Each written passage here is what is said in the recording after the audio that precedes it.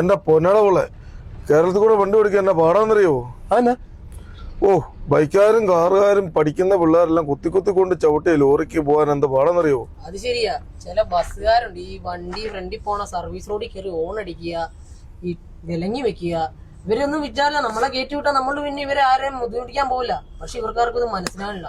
ചില സമയം ഒന്ന് ഇറങ്ങി ചെന്ന് കർണ ഓടിച്ച് പൊളിച്ചാലോ എന്ന് തോന്നും. പക്ഷെ ഒന്നും ചെയ്യാൻ പറ്റാത്ത അവസ്ഥ. ഒരു തെറി വിളിച്ചാലോ തോന്നും, ഒന്നും ചെയ്യാൻ പറ്റാത്ത അവസ്ഥയാണ്. അതുപോലെ നമ്മൾ ട്രിപ്പറും അതുപോലെ തന്നെയാണ്. ഈ ബസ്സിന്റെ കൂട്ടം പറഞ്ഞ ടിപ്പറും ബസ്സുകാർക്ക് നമ്മളെ മര്യാദയ്ക്ക് സൈഡ് കൊടുത്ത് വിടുന്ന, എന്നാലും അവര് നമ്മളെ ഓവർടേക്ക് അങ്ങോട്ട് കയറും, അവിടെ ചവിട്ടി വെച്ചേരും, നമ്മളെ ബുദ്ധിമുട്ടിക്കും. പിന്നെ നമ്മളെ ഒന്നേന്ന് കയറിട്ട് തുടങ്ങണം. അന്നേരമാണ് നമുക്ക് ദേഷ്യം വരുന്നത്, സങ്കടം വരും, വിഷമം വരും. ചില പെണ്ണുങ്ങൾ വണ്ടി ഓടിക്കുന്ന കണ്ടിട്ടുണ്ട്. ഓ, ഒരു പോക്ക് പോയി കഴിഞ്ഞാൽ ഒരു പോക്കാ.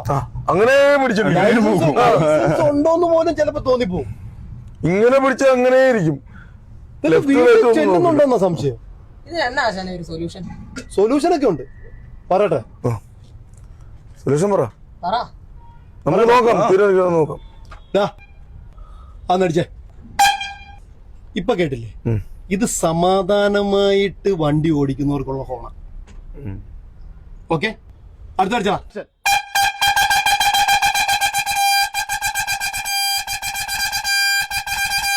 ഇപ്പൊ കേട്ടില്ലേ?